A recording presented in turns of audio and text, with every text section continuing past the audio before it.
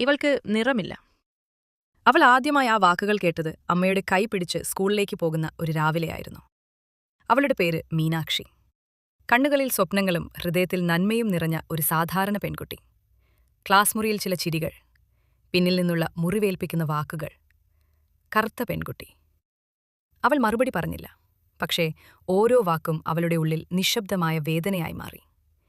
വീട്ടിലെത്തുമ്പോൾ അമ്മ അവളെ ചേർത്ത് പിടിച്ചു പറഞ്ഞു, മോളെ, നിന്റെ സൗന്ദര്യം നിന്റെ നിറത്തിലല്ല, നിന്റെ മനസ്സിലാണ്.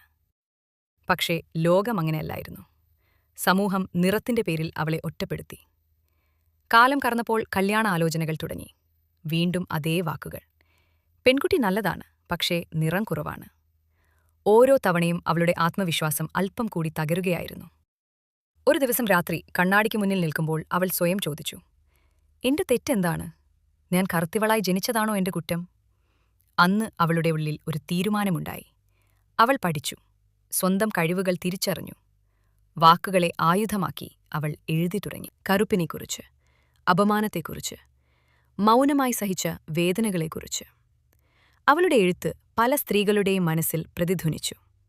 വർഷങ്ങൾക്കിപ്പുറം ഇന്ന് മീനാക്ഷി ഒരു അറിയപ്പെടുന്ന എഴുത്തുകാരിയും പ്രഭാഷകയുമാണ്. ഒരു വേദിയിൽ അവൾ പറഞ്ഞു, എന്റെ നിറം എന്റെ ദൗർബല്യമല്ല. എന്നെ തകർക്കാൻ ലോകം ഉപയോഗിച്ച അതേ കാര്യം എനിക്കും തീർച്ചയായും നൽകാം. ഉപയോഗിച്ച അതേ കാര്യം എന്നെ ശക്തയാക്കി. ആൾക്കൂട്ടത്തിൽ കറുത്ത നിറമുള്ള ഒരു കുഞ്ഞു പെൺകുട്ടി അവളെ നോക്കി പുഞ്ചിരിച്ചു. അവൾ തിരിച്ചു പുഞ്ചിരിച്ചു. കാരണം ഒരു കാലത്ത് അപമാനിക്കപ്പെട്ട ഒരു പെൺകുട്ടി ഇന്ന് അനേകം പെൺകുട്ടികൾക്ക് ആശയുടെ വെളിച്ചമായിരുന്നു. കറുപ്പ് ഒരു ശാപമല്ല, അത് സ്വാഭിമാനത്തിന്റെ നിറമാണ്.